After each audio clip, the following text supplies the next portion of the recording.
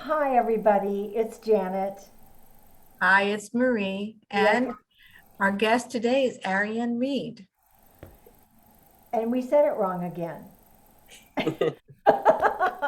Yeah, We it's actually Aryan. Arien, Arian, sorry. Okay. Arian. I think your patience with us is just remarkable. With your name. It's okay, everyone gets it wrong. Uh, well, it's from Game of Thrones, right? Well, it's actually from Aryan, the poet and musician from ancient Greek mythology, Oh, who, Arian. yeah, he was a poet and musician, and there's kind of a funny story behind it. But because I'm into poetry and I also do some music, it just felt like a fitting name, and my partner liked it, so we went ahead and went with it. Oh, that's great. I think that is fitting. That's great for you. Totally fitting, exactly. Perfect. So our conversation today, dear followers, we are in the month of Pride, and we are, and certainly hope you're full of it also. And so, one of the conversations that we are having on Talk About It are to talk about those subjects that are not particularly easy or on the tip of our listeners' and our followers' tongues. So, today we have one. We want to thank Arian, Arian Yes. for the interview. So we'd like you to tell us something about yourself. Well, besides the fact that I am a writer, obviously, and also an artist, obviously, I also personally love to dance interpretively to indie EDM, electronic dance music, and also K-pop, Korean pop music. Cool. Not many people know about me. I'm a little shy. I only do it in the dark at home alone, Well, see, and no that's a one great thing knows. to share with us. That's very Yeah, cool. I know. Yeah. And Korean pop is pretty popular, isn't it? I mean, it's, Yeah, it's getting popular nowadays, which is really yeah, cool. yeah. As we used to say in the era of when I was cool, it's hip. Yeah? When I was cool. Well, that'd be a good book, right, Marie? I remember when I was cool. 15 So, minutes of coolness. so, what do you think people generally misunderstand about you? Given that you're shy, given that you're an artist, given that you're a poet, what do you think when you think about the general population of people that know you? What do you think they misunderstand most about you? Well, I'm pretty open, so most of the people who really know me, they generally get me. But the one thing that I would say is across the board, the most misunderstood about me is actually the same, basically the same thing that pretty much every trans person can say, which is the fact that a lot of people mix up sex and gender, and a lot of Yeah. people mix up gender identity and gender expression. So, for instance, a lot of people refuse to respect my gender because they confuse it with sex, and they're like, "Well, how can your sex change? You were born this way. That's what you are." And I'm like, "Yes, that is how I was born. That's absolutely true. I'm not denying that fact. I'm just also letting you know that I also have a gender identity that is different than what you would normally associate with those kind of organs. My organs and my brain are two different things. And there's actually, scientific studies that show that, the brains of transgender men tend to resemble the brain structure of cisgender men, and the same thing for transgender women in regards to cisgender women. So there's even science behind it. But anyway, so a lot of people, they get that kind of mixed up and they just don't understand. And then a lot of people also mix up gender identity and gender expression. So, Mm-hmm. there are days where I might come to work in a dress or something, and some people get confused and they think that, my pronouns have suddenly changed or that my identity has changed. And I'm like, no, it's just clothing. I just felt like wearing this dress that was beautiful. And I don't think that I should have to, wear certain things or not wear certain things just because I identify as a man and prefer he, him pronouns. It's just, um, clothing is just clothing and has nothing to do with who I am. It's just what I felt like wearing that day. And same thing with like makeup and jewelry and things like that. A lot of people think, that just because I identify as a man now, I can't wear, jewelry or makeup. And I think that's very silly. And I don't see a reason why someone who identifies one way can't just dress however they want, regardless. So I think Those that's are good probably, distinctions. That's a really good yeah. distinction. And unfortunately, there's really like no education about these things in the general public. So a lot of people, they get confused. They think that, if they see me dressing differently one day or, whatever, then that means that like something about me inside has changed. But it's really just me just doing what I felt like. And, and sometimes I get, double looks, or I get people like asking if I've now changed my identity, or I get people who never respected my identity in the first place, feeling like they now have permission to even more aggressively disrespect my identity. So that would be the number one thing that like I struggle with as far as like trying to be understood by people. Just who I am, and why they should respect it is unfortunately, a big struggle, but it's not something that's necessarily unique to me, I suppose. It's kind of something that we all struggle with in our own way as well. I think Is so. that something that you face often? Yeah. Do you find a lot of aggression that you do? Where I live is in a pretty remote country town, and so there's a bit of a lot of there's a good number of people who do react aggressively. I've had some older folks, like older men, for instance, who have tried to even physically attack me because I was wearing eyeshadow or something, or because I was wearing feminine boots, or just those kinds of things. People out here are triggered by just the littlest things for reasons I can't understand. But but most of the time it's just like a look, or people, just the way that people treat me in general can be very different depending on whether I happen to buy groceries wearing a dress or wearing shirt and pants. Wow. Right. So, yeah. So how do you feel now that it's Pride Month? Is that something that's just very subtle and kind of underground for you? Or do you feel like, good about it, that, hey, we kind of come a long way. We have made some progress. I like Pride Month because then it creates a space where I can just show up and just do whatever I feel like doing. Yeah, If good. I want to show up, wearing goth clothes or wearing nothing but shorts or something, I can just show up however I am, however I feel like. And, the Pride festivals and Pride parades, those are places where you can just show up and just be who you are. Whether you want to wear a kilt or, a dress or whatever, you can just throw things on and just show up, and you're going to be safe, you're going to be surrounded by people who are going to embrace that, or at least be more accepting about it than other crowds. It's kind of an exciting time. I sometimes plan like for months in advance, what am I going to wear on Pride Day, because there's so many things like I just don't feel safe wearing on a daily basis that I really want to wear, and I can only pick one. Yeah, exactly. Life is too short. You have to just do it all month long. You can't pick one day. Life is way, Yeah. way short. So, let me ask you this question, because we are, our new book is going to be coming out this year. And so we are focused very much on writing. So I'm curious, and I think our viewers would be curious too, why did you choose to write about the trauma you experienced as a human being? I choose to write about it for the same reason that I would choose to write about anything else that comprises my life, just because it happened to me and I felt like it.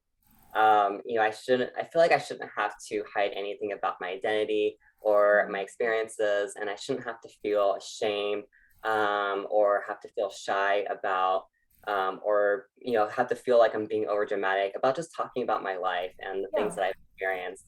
I feel like I should be allowed to, share with the world, share with other people and society at large the things that other people and society at large have done to me, or the situations that they put me in. I think that's important to share. Those kinds of things that have just been, that have happened and that have been done to me just without warning, without preparation, and without my consent. Oh boy. Oh boy. So true. So Yeah, true. it is so true. And I would venture to guess that that's true for all of our writers. people who have gotten to the point of where they can effectively, even ineffectively, write their story down. Write down what it is that is, like you said, part of the fabric of your life, right? Just write about the story of your life. It's what a memoir does, right? It writes about your life. But Well, and it's very much the reason why we started this program called Talk About It, because if you talk about things, yeah, they don't have to be scary. They don't have to be like that monster under the bed. You can pull him out from under the bed and show him to people and say, look, this is what happened. Yep, exactly. Yeah. And I Yeah. know I can talk about it more than, I wouldn't call it casually as much as I'd call it easy to talk about what happened to me when I was in high school. And recently my husband fell and we went to an emergency ward, and I talked to the doctor and asked him how many people came in about trauma, and he told me the way he saw it and what was going on. And he said that a lot of people, quote unquote, fake it. And I said, but for what end and what reason do they fake it? And his answer was for attention. Well, that made me think of something, and I thought, that's interesting. The automatic assumption is for its attention, but maybe the underlying reason is for acknowledgement, is for understanding, is a place to be able to say, this happened to me. So I, being the bold person that I am, said to him, well, I'm not afraid to talk about my gang rape in high school. And I'm not ashamed to say that it happened to me, and I'm not faking it. And he stopped, and he turned around and looked at me and said, oh, ma'am, I'm so sorry. And I thought, well, if you would just take a minute and say that to the whoever walks in here and says they were raped, say, I am so sorry for your pain. Now, let's see what we can do, right? Like an effective thing. Anyway. So, what do you see? I mean, because I know you just spoke about, for the reasons you can't explain, people coming up to you and objecting to who you're representing yourself to be, right? So I can only imagine old rural white men. Remember, I come from the San Joaquin Valley, so yeah. Remember how it is here. I get that distinction very, very, very clearly. So what do you think might be the motivations from your experience, your thinking, your intellect, the motivations for assault specifically in the LGBTQ community? Because it's not just trans people. Yeah, so I think in our community, probably the main motivation or cause behind the violence would be just the way that our society is. For instance, W. Edwards Deming once said, every system is designed perfectly to achieve the results it gets. And I think that's a really great, I think that really says a lot about, things like this, for instance, because our society is a system that's been constructed to, to foster that kind of violence. For instance, I see education systems that ignore the existence of people of color and people who are LGBTQ, that don't mention a lot of women's history, don't even mention LGBTQ history at all, don't even educate us on LGBTQ identities, bodies, culture. It perpetuates this ignorance by selectively educating us about cisgender people and white people and men, but not educating us about everyone else, and just leaving everyone else completely omitted from the curriculum.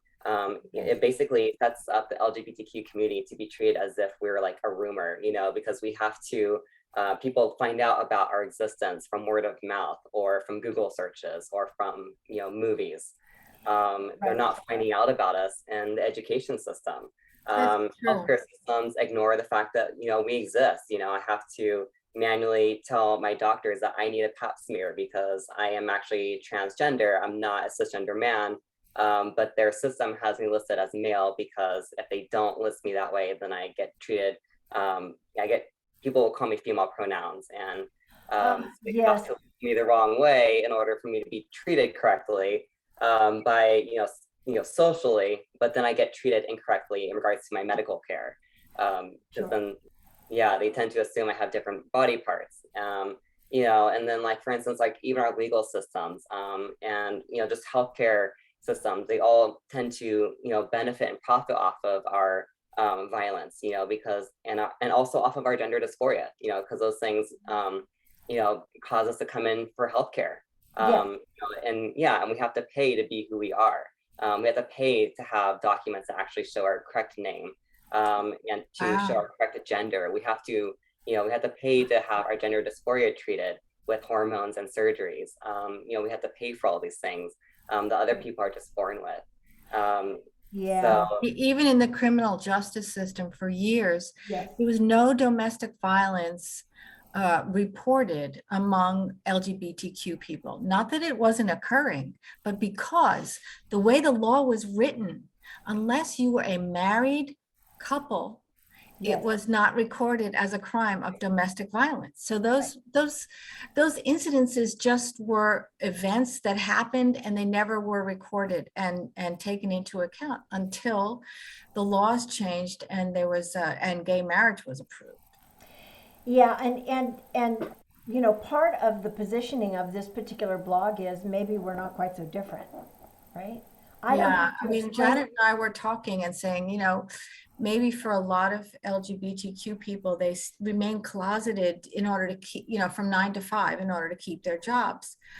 But we as women also, to some degree, understand that because we also kind of keep ourselves a little bit closeted in a professional thing. We have to have a certain persona on the job, Right, to a or at least we degree. used Yeah. to. I mean, it's changing now, little by little, but. Well, I think the thing that is similar is not the specifics, but the general attitude of the system, right? So why do women die of heart attacks? Because the medical system isn't trained to look at the symptoms that occur in a woman. Right. Where a man's shoulder may hurt, a woman's jaw may hurt. Right? They just haven't accounted for that. And lucky for me, I found out through a medical test that I have my dad's heart. So I know I'm now proactive, like whack, whack, wake up. This is waiting to happen here, right? Well, not really waiting to happen, but if I So suddenly you're go being off proactive about it. yeah, Yeah. yeah, yeah, if I go off the deep end and start eating a lot of ice cream, I'm in trouble. So, I think that the similarities between groups can probably be called groups that are not systematically recognized, Right. right? Right. So But hopefully we find the commonality between all of us. yeah, that commonality, that community, it seems to me like because I don't understand and I'm curious about LGBTQ and I don't really understand this or that or the other thing, it's not that keeps us from being a community. It's not because Right. my pronouns are all wrong, because now I can't figure out how you call a plural person and then say it did, did or does, they does. I don't get it, right? So those of us who are in a different group don't understand the other group. And I think as a community, we can address both. That's my stand, that we address both. Because life is a series of choices, and we make those choices. We make them in our marriage, we make them in our lives, we make them in the way we dress. I was telling Marie how unbelievable I felt the day that I wore a suit and I wore a man's tie around my white shirt and I walked into a manufacturing plant. Oh my gosh, I felt like I had the world on a string. But it was all an illusion. It was just an illusion. If I could dress like a boy, I'd be the happiest person on the planet. Ask me how many white short sleeve t-shirts I have that go with khaki pants. Just yeah. So I wrote a memoir, and when I wrote this memoir, I got to know the girl that I was, and I actually The truth of it is, I fell in love with the girl. I fell in love with the girl. I am amazed at the girl. Now, it's the story I wrote. But hear me. I got to know this kid through the decision she made, and I didn't realize it until I put it all together in a book. So I want to ask you, what advice, now that you are who you are and are evolving in your magnificence, what advice would you give the child that you were? Besides, run! The Sorry. advice I would give to the child that I was is that I should never feel shame for being who I was, for being who I am, and for surviving the unique circumstances that I survived in my own unique way, and for being changed by it in ways that I can't control. I feel like I shouldn't have to be ashamed of who I was, and I shouldn't have to be scared of who I was becoming, because I was scared of, I thought I was like a monster because of the things I went through, that I couldn't possibly be a good person, having been a part of those kinds of things. And so I also just felt a lot of shame, and I just felt scared of who I was going to grow up to become. I thought there's no way I could be a good person after those kinds of things. And so I would also tell myself that I should just love myself, and I should trust the healing process, and just learn to love the things that scare me and that anger me. Wow. That's I great. think you are wise beyond your years, Arien. Yeah. Well, I They, think your kid would appreciate that. I really do. Yeah. I Yeah. think that kid Your in inner child. Yeah. yeah, exactly right. So here's a writer question. When you write about your story, about your life, about the things that happen to you and around you, what stops you, if you're stopped at all? Like, what's your writer stop? eh, the main one that I struggle with is it's the it's knowing that the people in my life who would be most affected by the things I write they're all still alive. My parents are alive. My partner's alive. My sister's alive. The people who love me and who have a stake in what happened to me when I was younger, and what happens to me nowadays and things like that.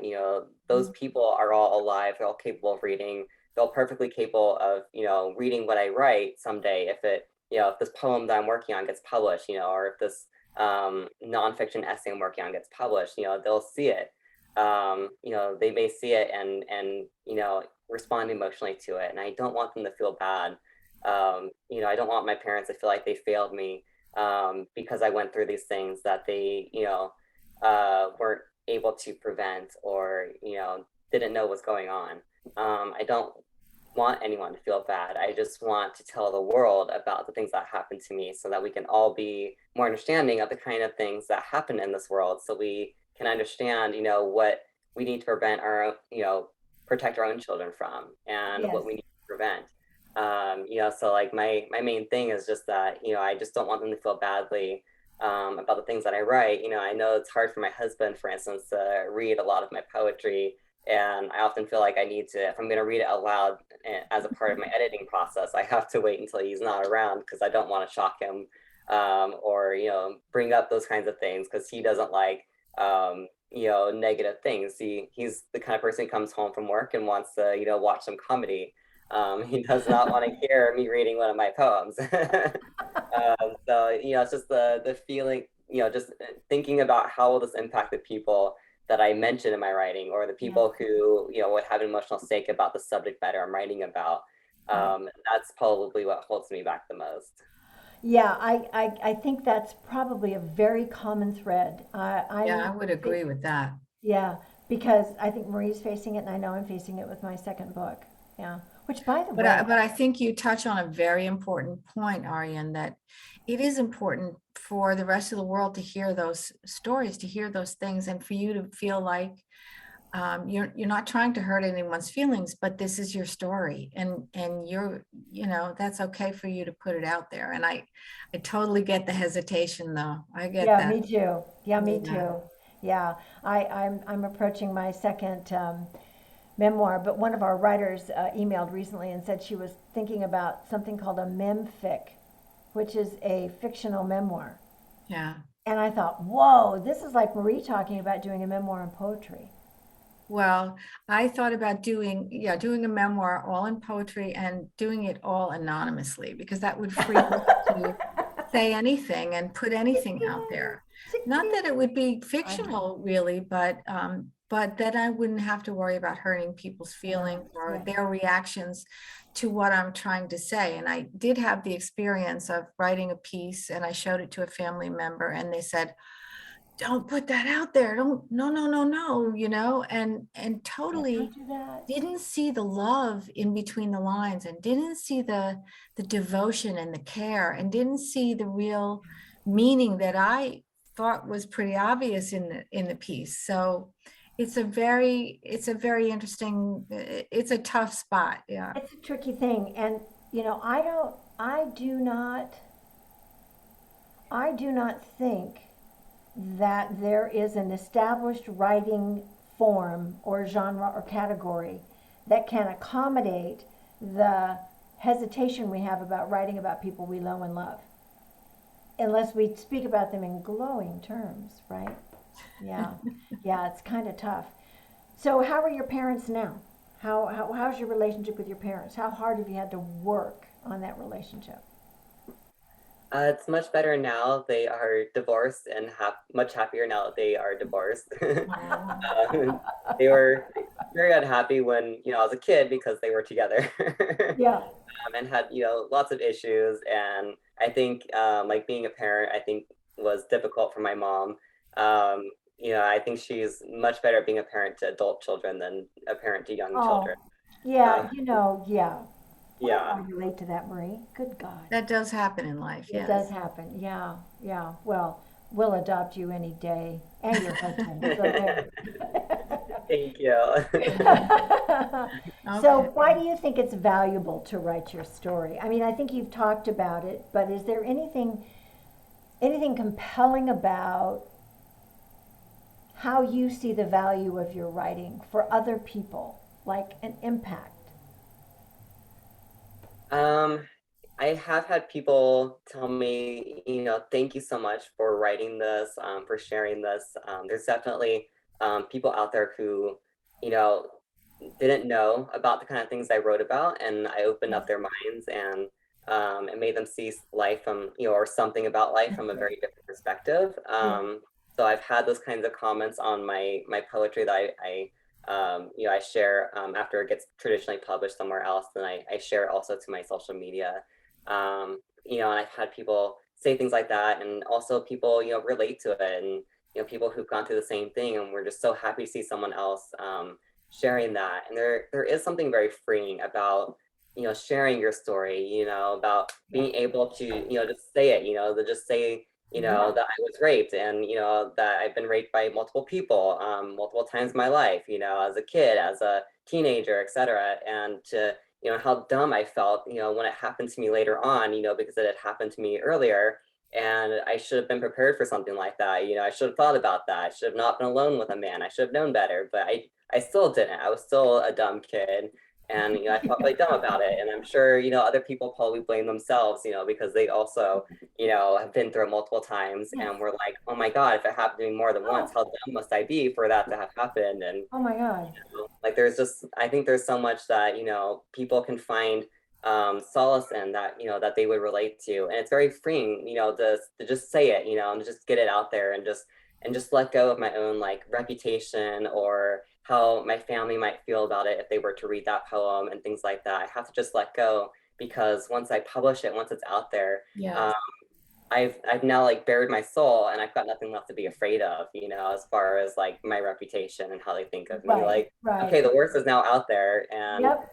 yeah, I'm now free That to just is write so about anything. excellent. I know. We all feel that way, right? Oh boy, it's out there now, I'm right? so Yeah. happy to hear you say that, Yeah, Arien. we're I very, think that's very, great. yeah, it's very, very great. Oh, I'm so proud of you because, you know, any writer that bears their soul and tells their story, there is a real brave element to that I think is important to always acknowledge, because it took something, not nothing, right? You weren't just a bystander, you were engaged. And I think that that's an important thing to acknowledge. So we're writing this blog called I'm Not Like You, or Am I? Right? So we want all of our followers and listeners to really take a look at themselves and realize this happens to all of us. We are all a target of something. And there's no you should have, because guess what? All of that's from inside, right? We all blame ourselves. We all need to forgive ourselves. And we need to forgive that. And this is who we have to start forgiving, not the person out there who doesn't give a flying hoot. But so I think this blog could help a lot of people. So, you know, when we write it, we're going to really take some time to make sure that it's thoughtful, and we're going to run it by you first so you can see how your interview showed up in our blog. And we hope that you're proud enough to share it with everybody, simply everyone you know, like, you know. I plan to. Thank you, Arien. This has been wonderful. Hopefully we write it thoughtfully and demonstrate our profound appreciation and acknowledgement. I mean, I don't know. It's kind of like, we know you, right? Yeah. We don't know all your details, but we know you, and we trust you, and we think you're great, and you have fans in us. Thank you. I appreciate that. Absolutely. So we're going to brag about you, and you can brag about us. So this is Janet and Marie with Our Silent Voice after our phenomenal interview. And we are very thrilled, and we want you to look for the blog on June 15th. It's going to pop up, and it's going to be there, and it's going to be in our newsletter a week before. So keep your eyes open, your ears open, but most of all, keep your hearts open. We love you. Bye.